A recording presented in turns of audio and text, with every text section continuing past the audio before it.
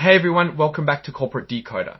Today we are diving into a company whose recent shareholder meeting might have been more exciting than a reactor core meltdown, or maybe not. We'll see what happened in their latest report. So picture this, Oklo Inc held their annual meeting and there were votes, decisions, and maybe a surprise or two.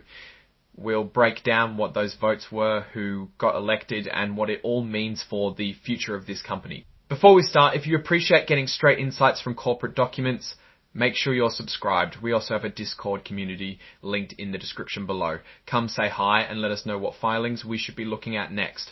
First off, the date to keep in mind is June 4, 2025, the date of the event we are discussing.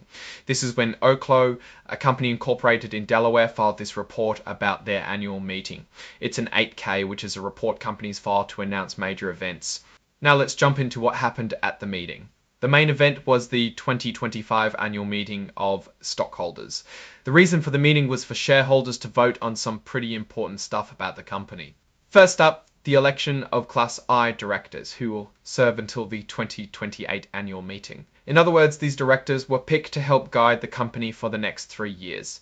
Shareholders vote for people to be on the board of directors. These are the people who make big decisions for the company. Let's see who got the nod.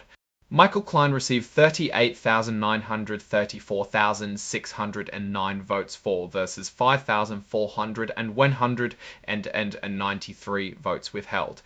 It's also worth pointing out that there were 43,744 for one-broker non-votes happen when brokers holding shares for clients don't vote on certain matters because they haven't received instructions from their clients.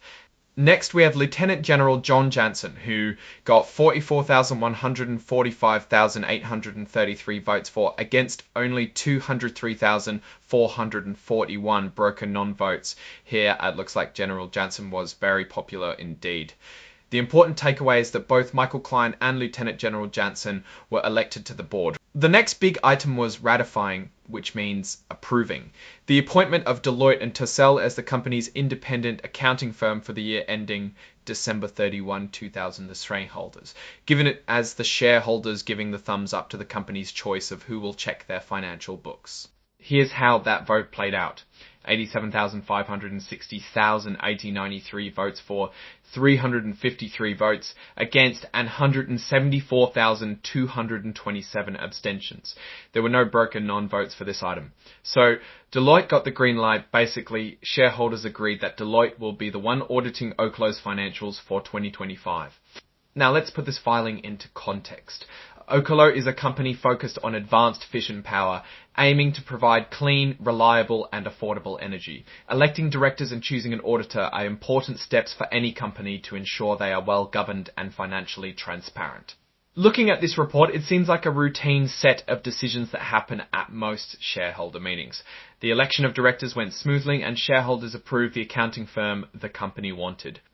While it looks like smooth sailing at this annual meeting, it is important to remember Oklo is in a very competitive and heavily regulated industry.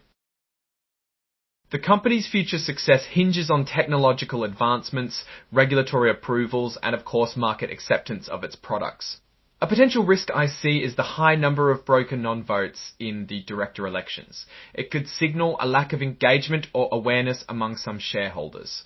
Also, while Deloitte got approved as the auditor, any issues that come up during an audit could affect investor confidence. I think Oklo is heading in the right direction by focusing on clean energy, but it needs to actively manage the risks and make sure all shareholders are engaged and informed. It would also be great for Oklo to actively engage its shareholder base and to explain more clearly the risks associated with the company.